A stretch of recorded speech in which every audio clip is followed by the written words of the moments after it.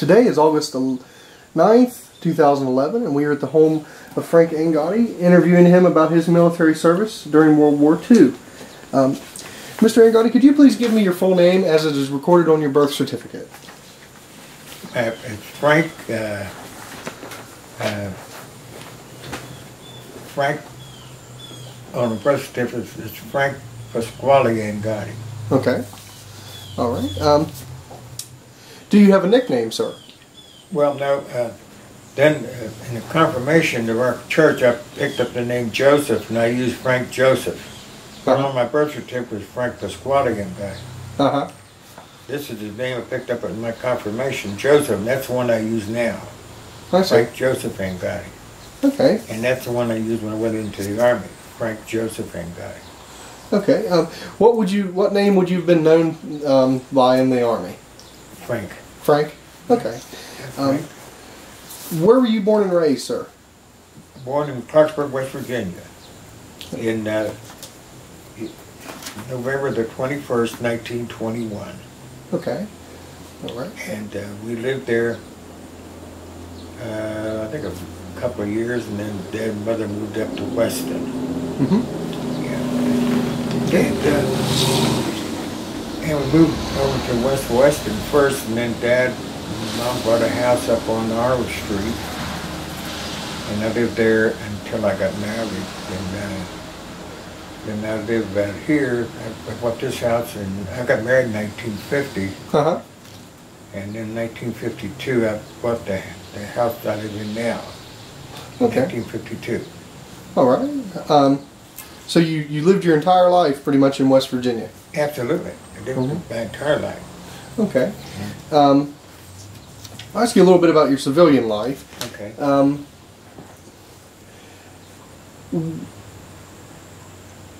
How old were you whenever you were drafted, correct? I was, I would take exactly how it was. In 1942, I was, October of 1942, I was 20 years old. Okay. All right. What were you doing at the time? I graduated from high school, and then I worked at a beer garden uptown owned by Andy Conti. Okay. Yeah, on Main Street in Weston. Mm-hmm. And I worked there for several years after high school. Like before I went to work there in 1937, just doing odd jobs sweeping the floor. Mm-hmm. And 37, 33, 39, 40, and after high school I worked 41, and then 40 at 41, and then until I went into the service. Okay.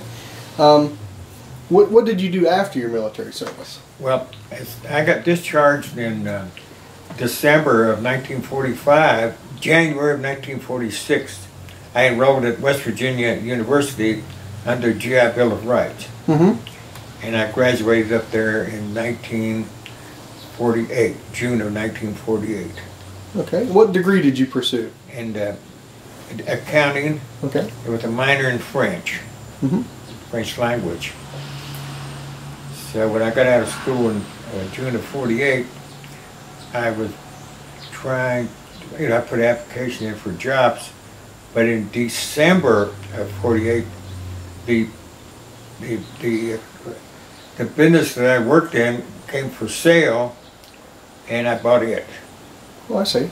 And that's where I spent my life. And I started there in 1948, December, and finished in June of 2001. Okay. 53 years. All right. And you told me before, during that time, you'd also worked some for the... Department of Highway. I worked 18 years for Department of Highways. I was district comptroller of this district, District 7. Mm-hmm.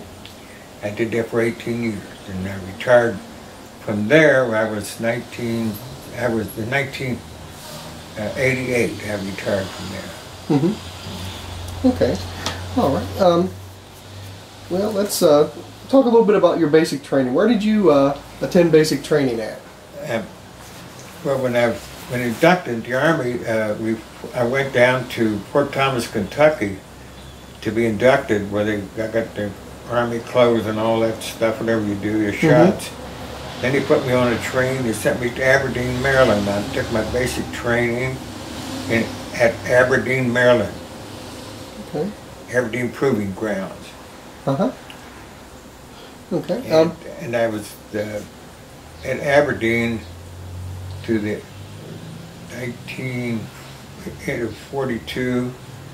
In June of 43, an Army program came up, Army Specialized Training Program, and I went to Georgetown University. And I was there a few months. Then they did away with that program, and they sent guys here, there, and yonder. And from Aberdeen, from Washington, I was sent to Camp Pickett, Virginia, where I got with a company that I spent the rest of the Army, my under time with. I see. Which was the 344th Ordinance Depot Company. Okay. Once you got to that company, what was your job there?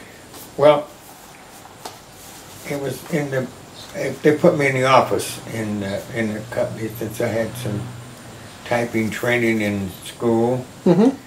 And also, when I was there, they sent me to Army Administration School up someplace in Illinois, I forget where it was. But they sent me to Army Administration School, and then when I got back, that's what I did full-time with the administrative work. Mm-hmm. Okay. You were deployed, correct?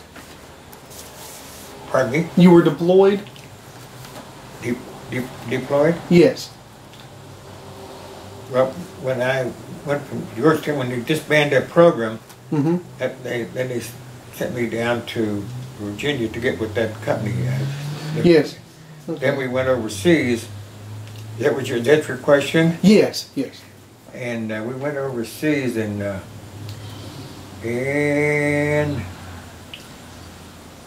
when the hell was it? It was, I'm sorry, I shouldn't use that. We went December of 43.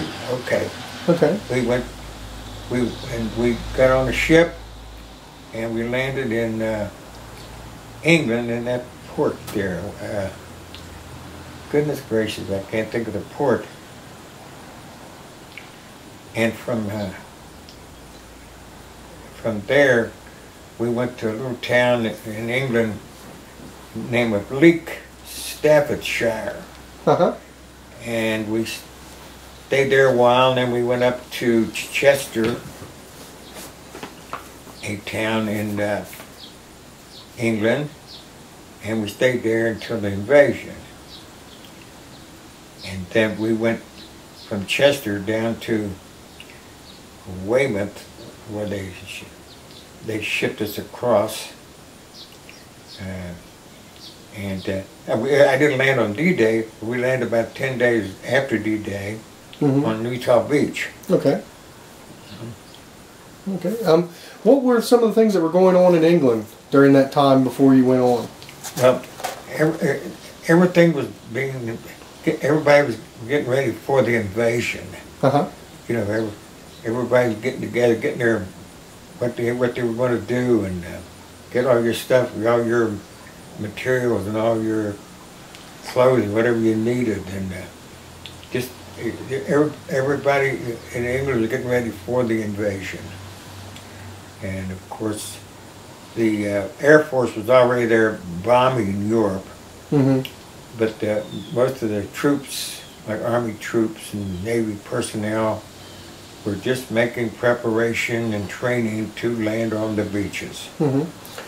What was going on with the civilians there in England? The civilians? Mm-hmm. Well, they were working at the war plants and just, working like they would be in America. Mm-hmm. Whatever they had to do, anything had to do with the war. Manufacturing whatever they manufactured there. Mm-hmm. And they were the rations. They were rationed. The British people were really rationed. They didn't have much at all. Uh-huh. Yeah, and they're wonderful folks. Okay. What would you say you remember most about that era, about that time when you were, preparing and then going on? In England, it was, it was just, of course, with a bunch of young guys like myself. Mm-hmm. It was a lot of fun. Most of them weren't married or anything, but we had a lot of sports we played, a lot of softball, Mm-hmm. basketball, just keep busy, Mm-hmm. and also do some training, Yes. And the English people would do a lot for us. They would have dances for us, and they were real friendly folks. Okay. Yeah. All right. So you were drafted. Did you have anyone else, any of the elders in your family that had been in the military too? No, my brother Michael, he went in September '42, and I went in October '42. And my brother Michael landed on Omaha on D-Day. Mm-hmm. Yes. Okay. And we both went through the war, and none of us got a scratch. Mm-hmm. He saw more of the action than I did, really. Yes. Mm-hmm. Okay. Once you landed on Utah Beach, could you describe, how things went from there? Well, when we landed, we had to go across in the night, and we had to climb down the ship and get on a landing craft to go into the beach. Mm-hmm. And as we went up a path, the first thing I noticed that was a sign is Achtung Minen. That means be careful. In German, the Germans put it there. This area had been mined. Achtung Minen. Mm-hmm. That's the first thing you saw as you went up, to get up where we had to go bivouac that night. Mm-hmm. And I remember the first thing our company commander said. He said, "Men, be careful. This area up here has not been mined yet." And of course, that scared us to death. And Mm-hmm. I noticed I didn't even unpack. I just stood there by the tree, and I waited till the next morning, just after they demined the daggone place, before we built a tent. Mm-hmm. Stuff like that. Yes. Okay. Was the place pretty well? Was it pretty well destroyed? Yeah, everything was pretty well. Mm-hmm. Thank God, yeah, and what we did up there, most of the people that went in when I did, and afterwards a little bit, were getting ready. Patton's Third Army hadn't been activated yet. You understand what I'm saying? Yes. And then when everything was ready and got everybody up ready to go, then that's when he's made his push with the tanks. Mm-hmm. And that's when the war, and he really went to town. Mm-hmm. Patton did. Yes. Mm-hmm. Okay. Where did you guys travel to from Utah Beach? Oh, from Utah Beach, oh God, I remember the town of Brickleback, and I remember I can, let me get something here. Okay.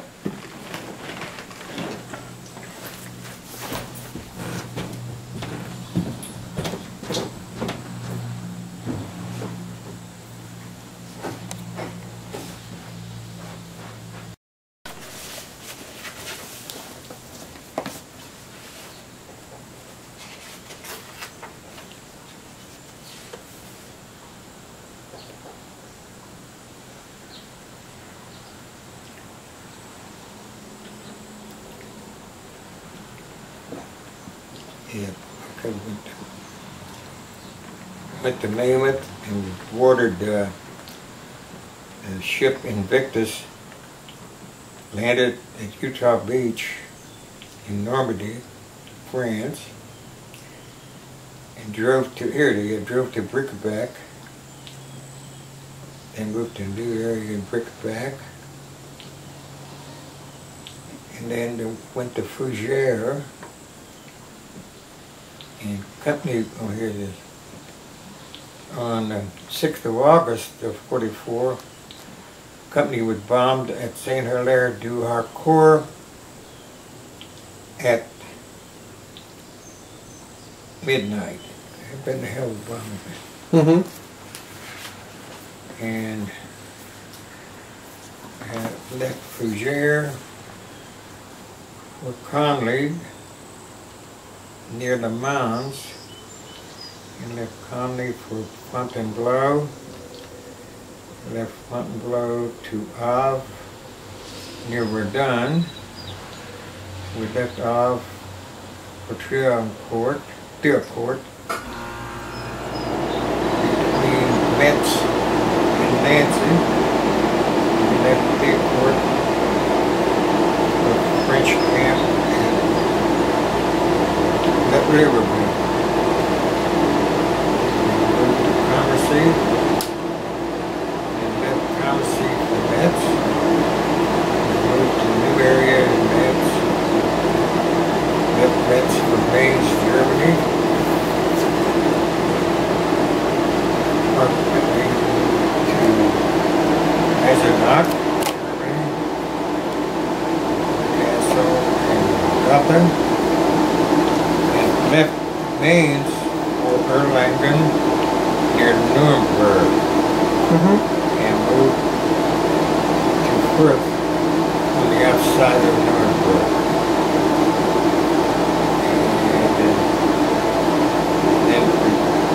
Then the war was over in Germany then, and we stayed in Fürth. The war was over in Germany like May of 1945. And the war was still over in the Pacific. And then we had been heard that we were going to be Army of Occupation. And that was a bad thought. Oh my goodness, we'll be here another 3 years. But in August of 45, they dropped the atomic bomb, and in that case, most of us had enough points to come home. Okay. And while we're down at Fürth, Captain Frank, with the MOS I had, they needed someone in Third Army headquarters in Munich, Germany. And Frank, they your name came up, and I told the captain, I don't want to, I don't want to leave this outfit, Captain, So he tried his best to keep me there, but they needed someone with my MOS, that is what the hell you did. So I went down and I got to stay in Munich, I think it was like June, July, and August. And as soon as the war was over in August, I had enough points, and I was on my way home. And so from there, they moved us down to Calais staging area, right near what's that port in France there? That big French port.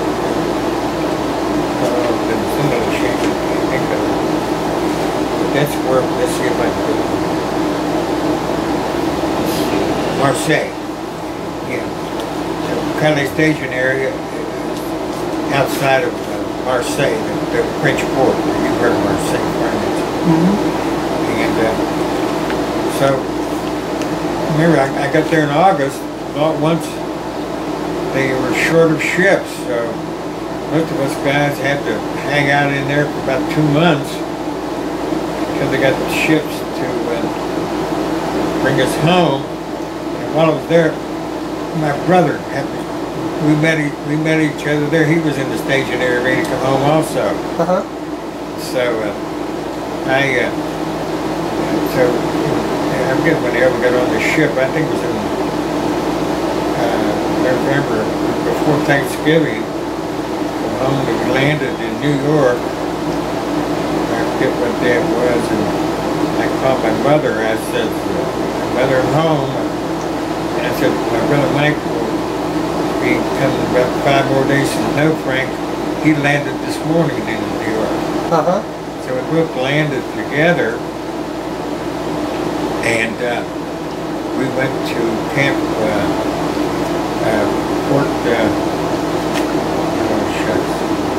Fort Meade, Maryland, to be discharged. And while we were there, see, I didn't know that my brother had landed in New York, but when I got down in Fort Meade, I whacked those ladies that were in the Army then, looked like a motion for me to come over to her. I didn't know. And then when I got to recognize her, he said, "I just processed your brother Mike." Oh my. So I found my brother, and so we go to Washington, D.C. at night and caught a train and came home, and our dad was waiting for us in a taxi down at Clarksburg. And we came home. Oh, great. Okay.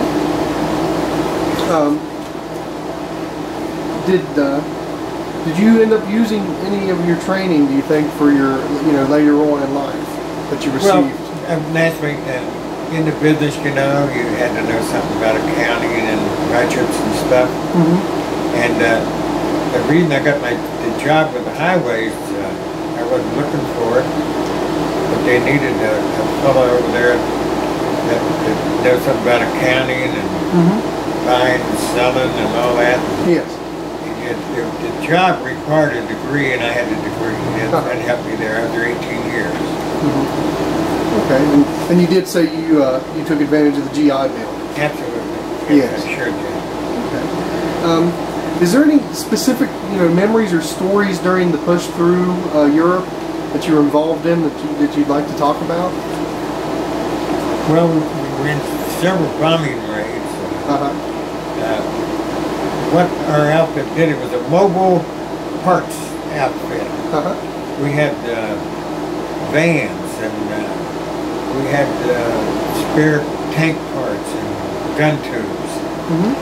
And for our vans, everything was mobile. In other words, we never had a chance. You didn't take your clothes off. You're always moving. We supplied tank divisions, like 4th Armored and 6th Armored. All their needs, they would come to us, but we were right there with them. Our company had 5 battle stars, the outfit I was in. And you might have heard of Red Ball Express, which were like 6x trucks driven by African American guys. And they would haul most of our stuff to our advanced points. And overnight we're moving. You're just on the move. When you had the big push, you're always on the move. And then we bogged down at the Valley Bulge. We got bogged down. In fact, we had to move back. We had to retreat a little bit. Things like that. It was bad winter in the Valley Bulge, then we got to Metz. We had to stop there and ran out of gas. No gas. Patton didn't have any gas for tanks or anything. We ran out of gas. And I'll never forget, we're just hanging around. We all had lived in pup tents. And one day I looked up, and all you could see was B-17s, like from one horizon to the other. B-17s, and all you saw was you know what I'm talking about? Yes. B-17. Looked up, and I told someone, I said, "There's no way we can lose this war," and there wasn't. We had things like that going over and bombing. We had to wait a little bit until we got gas, and then we just went right ahead into Germany. Uh-huh. And, Did you work with any foreign nationals during that push? any foreign nationals? Yes. No. We just worked with American personnel. Uh-huh. Okay, I see. How did, when did you guys eat and sleep during that time period? Pardon me? When was you able to eat and sleep? Well, your kitchen was on trucks. Uh-huh. You had your ovens there on the trucks, and wherever you'd go, the kitchen truck, you knew where it was. Somebody said it was here. You went there, and you had you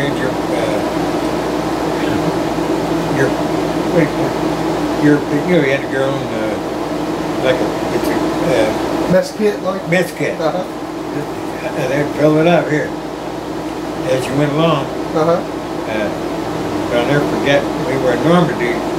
We'd go around and trade things with the farmers for fresh eggs and the cooks would fry them for us. Uh-huh. Stuff like that. I see. As you went along, you had a mess kit, the mess tent,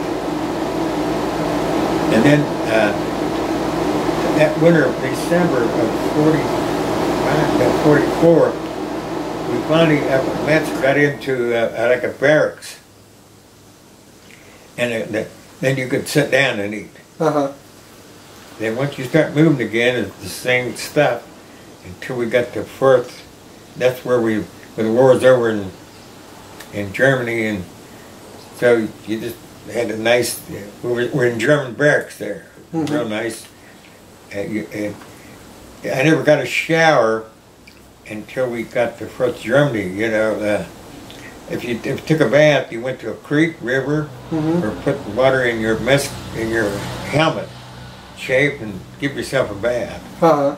Or get in a creek when it's nice, and creek or river. People said you hear shower trucks that went around. We never did see one. Uh-huh. The first shower was in Firth. Yeah. Okay. Germans had it made. Oh, in the barracks? Yeah, the Germans, yeah. Nice barracks. Did you mentioned doing some trading or purchasing off of local farmers and things? I mean, did that go on? I mean, did you guys? Well, you bartered with them. You know, you go to a farmer and trade for fresh vegetables, things like that. Uh-huh. I know one time there were several guys who were from like Minnesota and Wisconsin. We were in a forest. They would kill a deer, and they would skin it, and they roast it. So they build a fire and stuff like that. Yes. They did that. Yeah. Okay. It was real good. And most of it was rations you had. Uh-huh. But they had bakeries. They had bakeries, mobile bakeries. If you get near one when you're moving along, you get some fresh bread. Uh-huh. Stuff like that. But all in all, the food was okay. Yes. Okay. And as you went along, you know, you could get the, if you had a chance to, if you bogged down a while, you go around, you'd meet old farmers, and they'd bring you in to eat, but didn't have much. I never forget this one old farmer. He had two nice young little girls, and I would eat, and they had all they had was boiled turnips. I remember that so vividly, and that hard French bread. But what I would do, I would bring them things. Yeah. But they didn't have much. Okay. Did you did you interact with any other West Virginians? Pardon me? During that time in Europe, did you have much interaction with other West Virginians? In the outfit I was in, we had a fellow named Only Steele lived down Anstead. Uh-huh. and had he was the only one. No, had another boy from Weirton that got killed in one of the bombing raids we was in. Danny Arbucheski. That was just 2. And the one down in Ansett, he's since died. But also, after the years, we had reunions, the group I was in. We had, I'd say 25 or 30 reunions. And the first one was in Missouri, the town that had that terrible tornado not too long ago. It was our first reunion. Okay. And my wife and I hosted 2 of them, one in Indianapolis, and we had a nice one down in Charleston. And after the first one, we had 32 guys at the first one with wives, and as we had them, we got a whole more of them. And it all started by 2 of the guys, a big rancher from Texas, and a guy from Marietta, Ohio, that he and his wife retired young. They went all over this country looking for guys. They came here, and I know they knew where they're coming. So my wife had a big dinner for the 2 couples, and I said, if we just get 10, let's have the reunion, just 10. You understand? Yes. They're looking for the first one. And they went all over, and we had 30 guys at the first one with their wives. That's nice. And really, it was just, we've had them in Kansas, Canada, state of Washington, all over the country. We've had them. And you were able to attend most of them? I went there, all of them. I missed one down at Louisville. Why? There's a reason I couldn't go. I only missed one. I went to all of them. Yeah. Okay. And it was just something. That's all you look forward to every year. That Army reunion, and my wife, like all the other wives, became very close. You understand? Yes. And while we're talking, last week, I think it was last week, I get a call on my machine. I went here. It was from a lady named Georgia Cowley now. So Georgia Cowley was the wife of our company commander, who was, what was his first name anyway. So when I called, I knew exactly what had happened, that her husband had died. So when I called her the next day, she said her husband died, our company commander, 96 years old. And just a wonderful person. And I keep in touch with a widow down in Georgia, a widow in Montana, but she died. And I just called the widow of my first sergeant, who he and I were great buddies. We stayed good buddies all after the war until he died. I called her last week and told her about the captain who died. She knew him. And I called another Army buddy of mine up in Wisconsin, told him, and the one in Marietta, Ohio. I keep in touch with those, and I think everybody else is gone. There's one in California I keep in touch with. Yeah. And there's one down in Florida. I lost his phone number. Nice guy. His wife died, but he's stayed with his daughter down in Tallahassee. He's had the stroke too.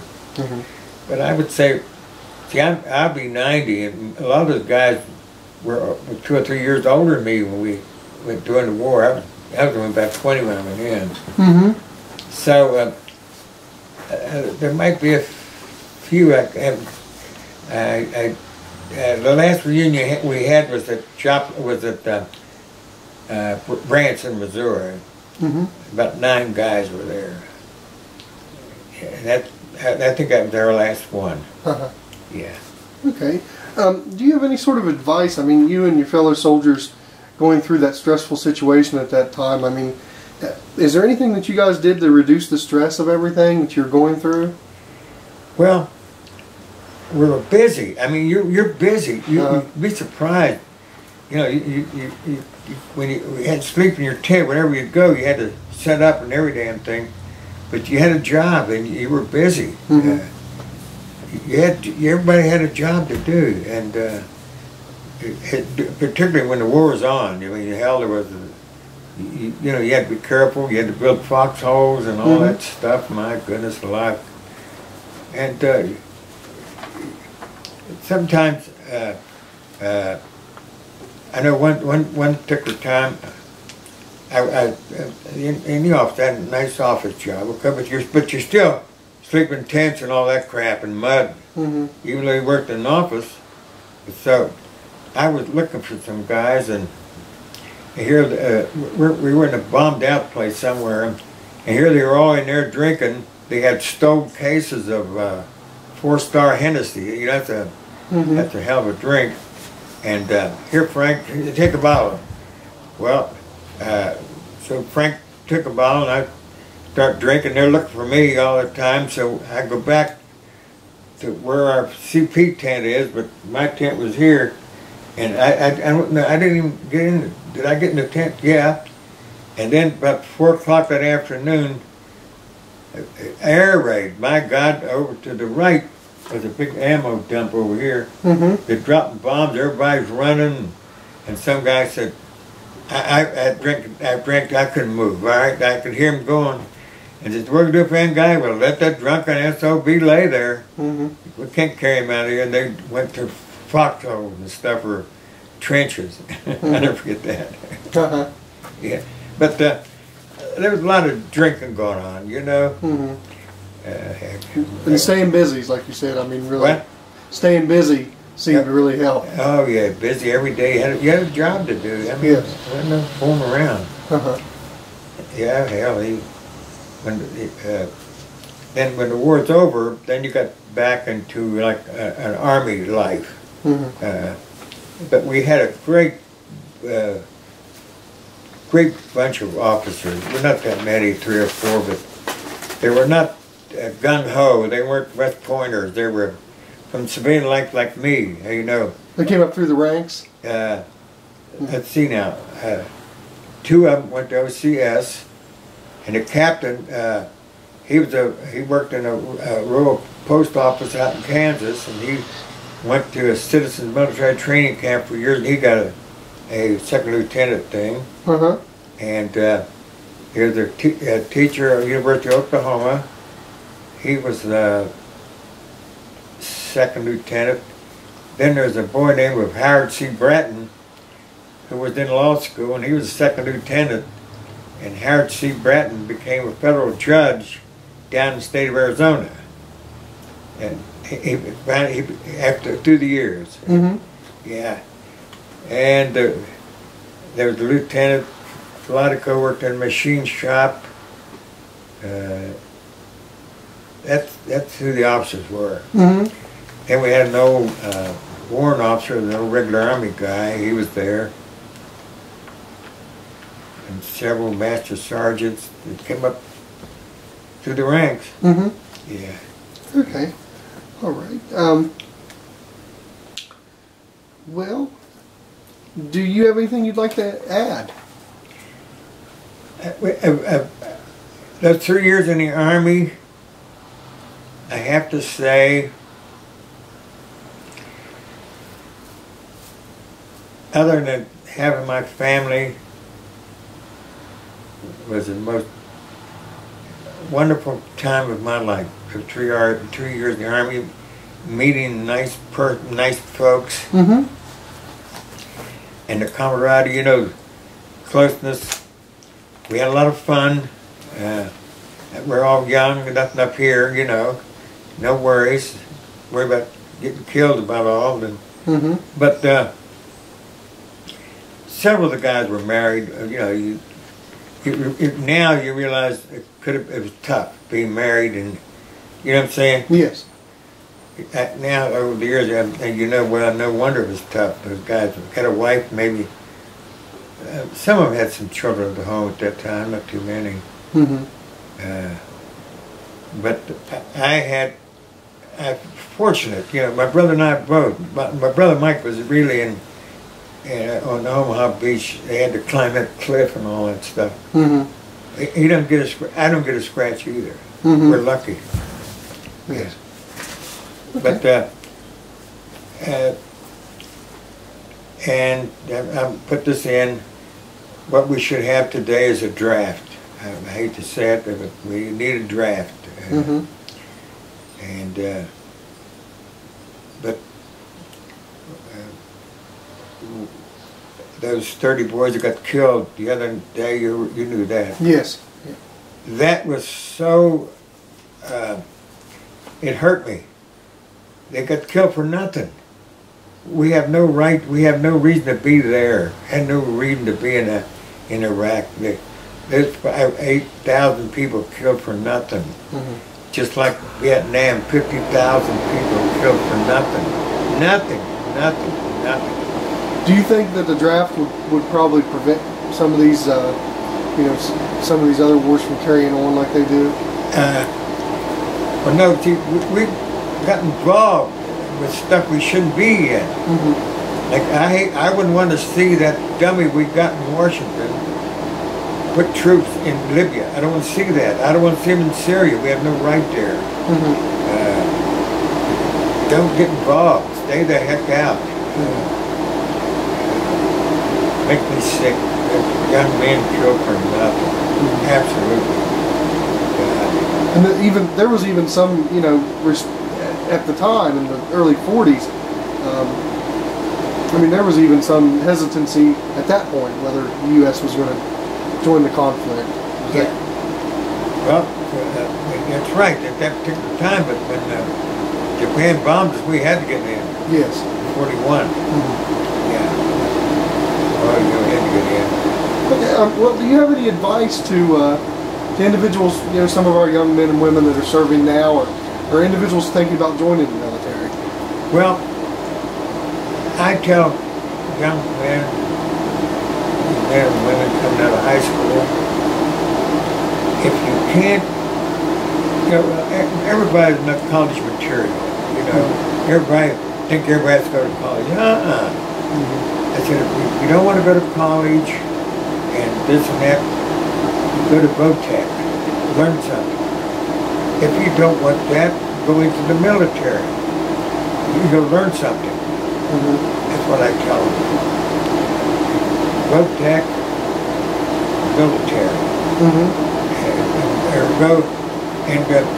Go to a union and go 4 years as an apprentice and learn a trade. Yes. That's what I would recommend to anybody. Even young ladies. Mm-hmm. Go to VOTEC and learn something. They can become carpenters or electricians or plumbers, mm-hmm. or get into the medical field. There's always openings in the medical field. Mm-hmm. Okay. All right. Well, I want to thank you for taking time to do this interview, and I especially want to thank you for your service to our country. Well, it's been a pleasure. Well, thank you. And I enjoyed making the interview. Oh, thank you. Yes, sir.